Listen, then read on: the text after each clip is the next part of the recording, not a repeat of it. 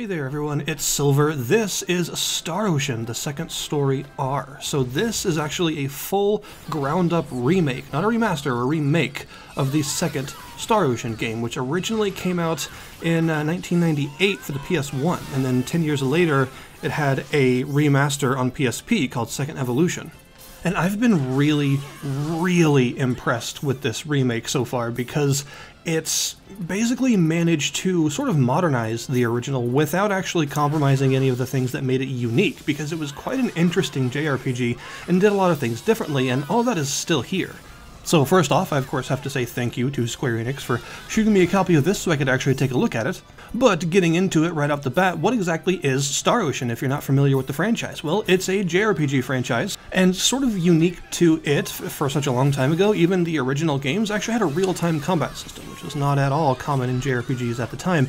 But yeah, these games have always had real-time combat, and they've also always had a bit more of a different sense of exploration, because oftentimes they're about exploring multiple planets. This is technically a sci-fi franchise, but it's really more like science fantasy, because there is still a lot of elements of actual magic and things like that, along with some high technological stuff like, spaceships and warp drives. And the first unique thing about this game actually happens right as soon as you begin, because this game actually has two different main characters.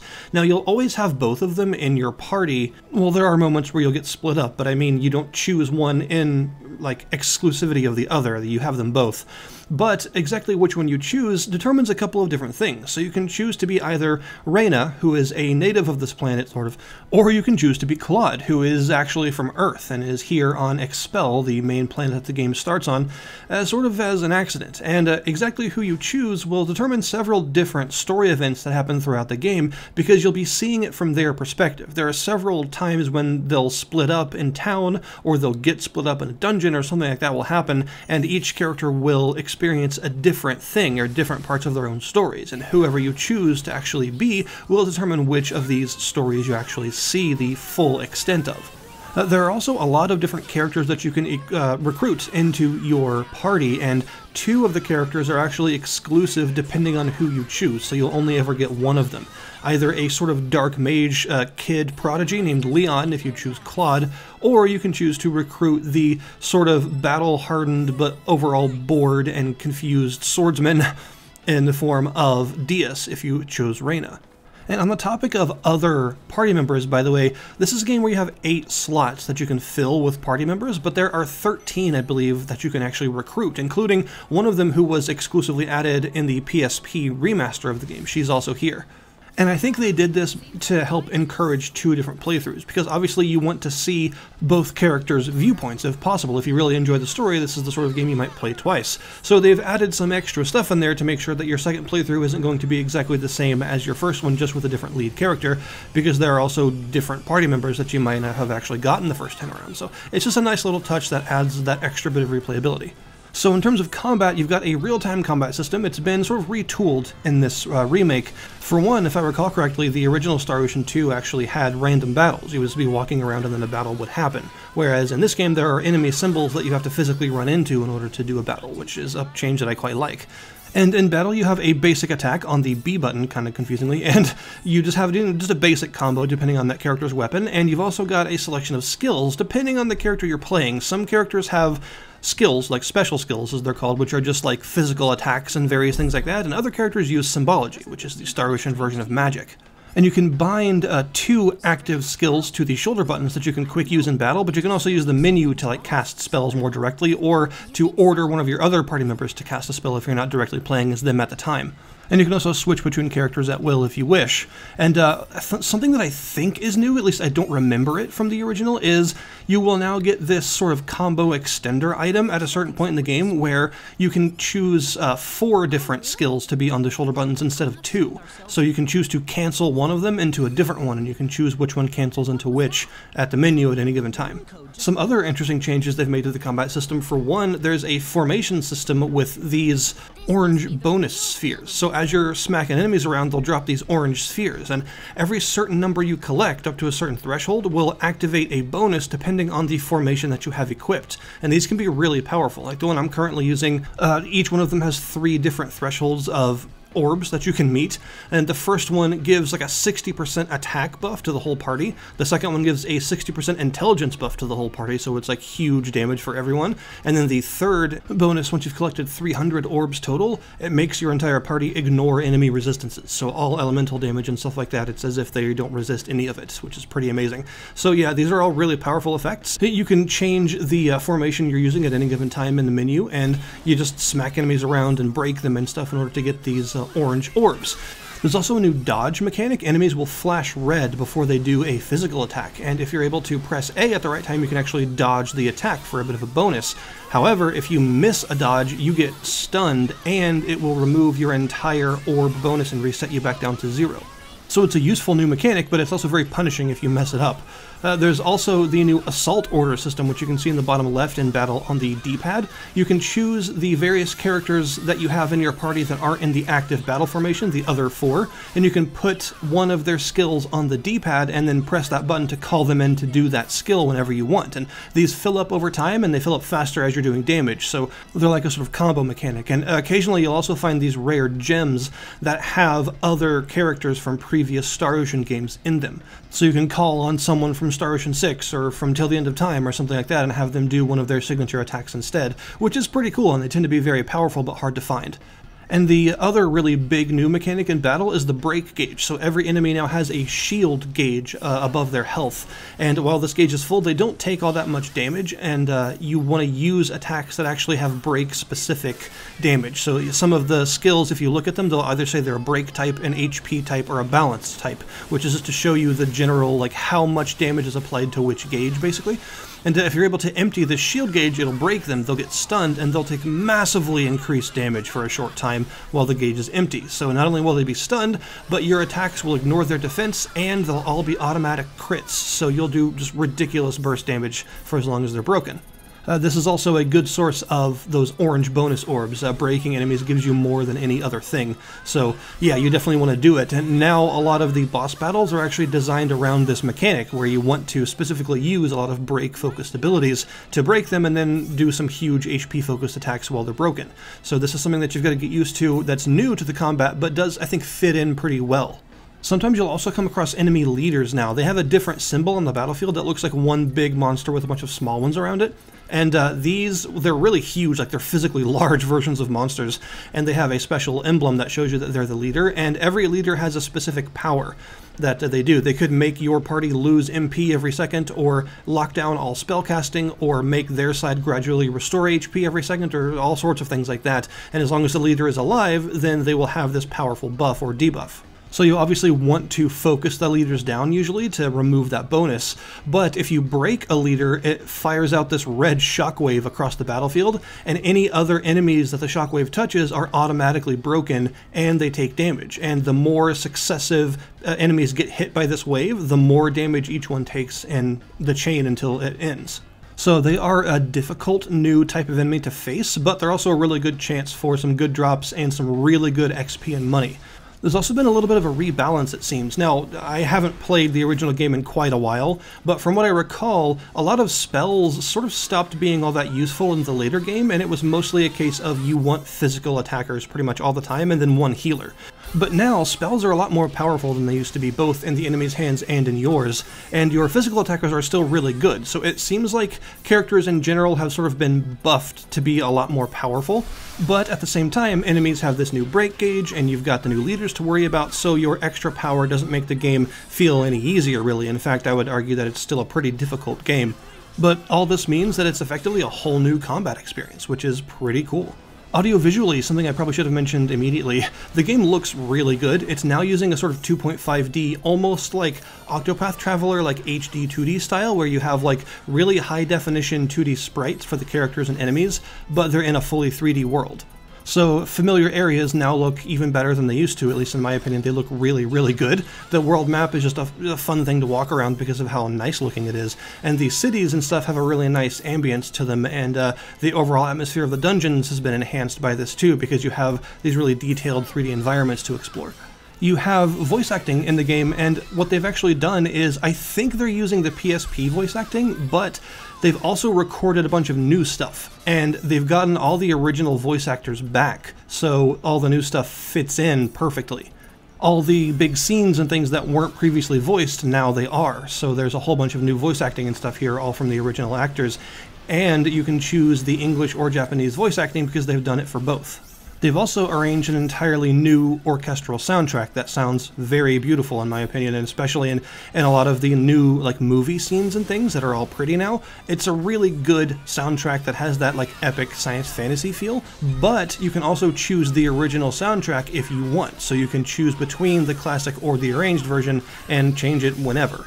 So those old familiar cutscenes have an interesting new kind of ambience to them because they're all in this big 3D world, all pretty and with this new orchestral soundtrack and everything, and it's just really cool to see it all come together like this. There's another thing that I want to mention because it's a really unique feature of the original game that has been completely preserved and in fact actually enhanced a little bit, and that's how the item crafting and level up system works in this game. So as you fight and level, you'll get BP and SP that you can spend on different things. And every character has a long list of different skill disciplines that are all passive effects that they can use this SP to improve. So things like the knife skill that increases your physical attack as you level it, or the biology skill that increases your max HP as you level it, or mineralogy, which I think increases your intelligence, and some other things like that. And the thing about these skills is they're not only about increasing these stats passively, they also have relevance to like an item crafting system. So there are a whole bunch of different item crafting disciplines in this game, and they all consist of multiple of those passive skills put together. So if you level up skill A and skill B, then you might get an item crafting method like alchemy, or smithing, or compounding. Or maybe some other things like the familiar system, which allows you to dispatch a bird to a town to buy some items for you, or maybe some pickpocketing skill.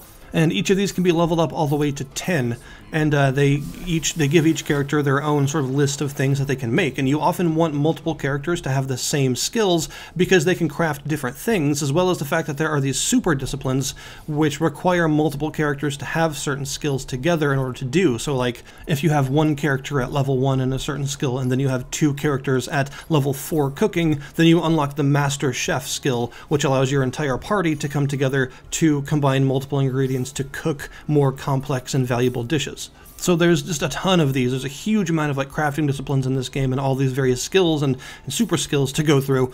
And they even added a new one in this remake, which is fishing. You can actually go fishing now, and fish tend to sell for a lot. You can also trade them to certain NPCs for new items and stuff like that.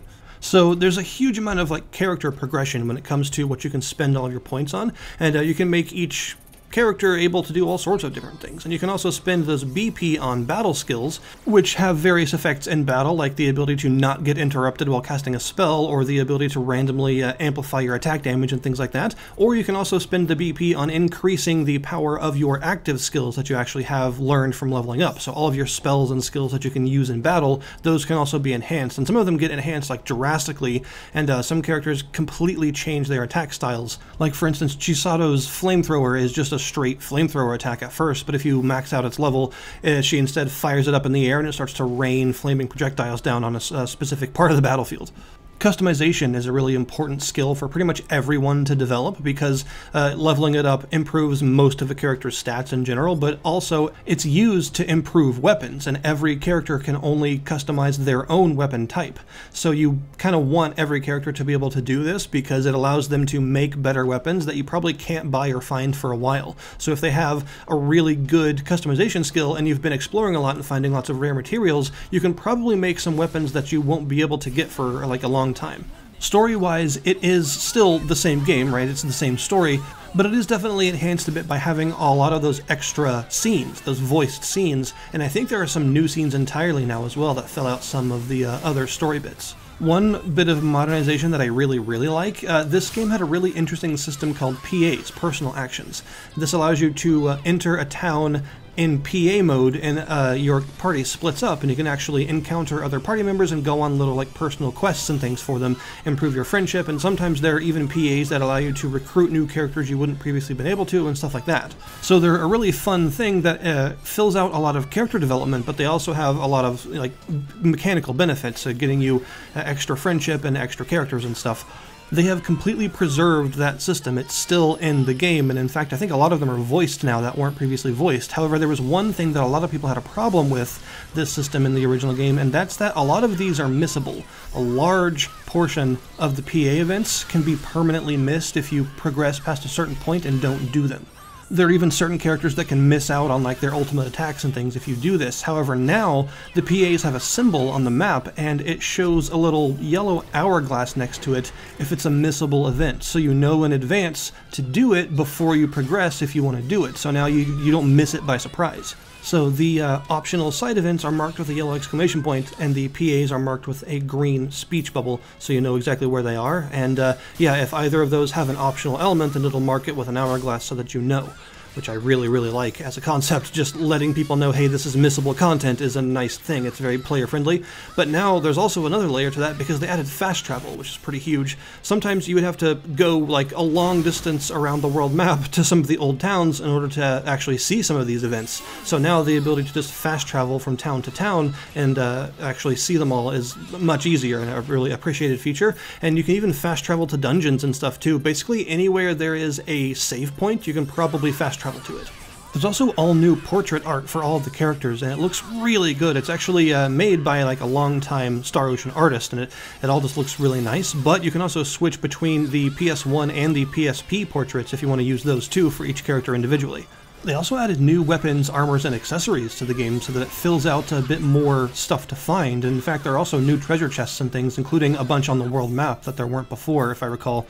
And also you'll find that there are more save points, and every dungeon has some sort of health restoration save point before the big boss at the end. You'll sometimes find these orange columns of light on different parts of the world map and in dungeons and towns and stuff, and these are called unique spots. This is a new mechanic. They give you just a really pretty vista of the area when you examine them, and they also give a bunch of XP for the whole party, a nice flavor description of what you're seeing, and sometimes some other items as well, especially stuff like books and accessories. There are a whole bunch of other changes as well that I'm not even touching on, like there are some new skills to find like bodyguard and remaking. There are new raid enemies, these special like world bosses that are incredibly difficult that you can find around certain parts. They're like end game or like post game enemies. There are even some dungeons that have been entirely revamped with new sections like puzzle sections and some other things to make them longer if they were like too short or just sort of a more compact dungeon. A lot of them have been expanded a bit in order to just provide more gameplay in general. So really what it all comes down to is the fact that we see sometimes remakes as cash grabs. They have sort of the bare minimum as a way to say, hey guys, remember this, and not much more. But this was clearly made by a team that loves Star Ocean. The effort put in to completely arrange a new soundtrack for everything, to get the original voice actors in, to do all the voice acting again, to do all that stuff. It's just, there's a lot more than just a simple cash grab here. You can tell the amount of effort that's been put into it shows a lot of respect for the original game.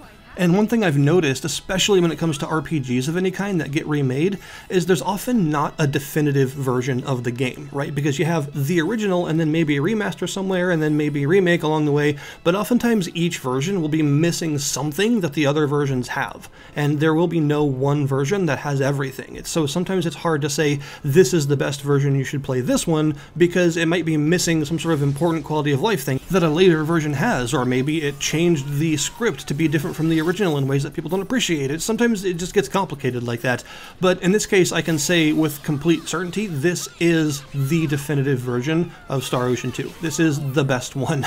It has everything. It's got all the optional stuff that was added by the PSP remaster. It's still got like the original stuff intact from the actual PS1 game, and it's got a bunch of new features and new quality of life choices and expansions to its content and all this other stuff that doesn't actually damage the original game or make it less unique than it originally was. Pretty much all of the cool stuff, the PA system, the IC system, all of the weird skills and crafting disciplines and all that stuff is all still here exactly as it was originally, or improved a little bit with some extra options.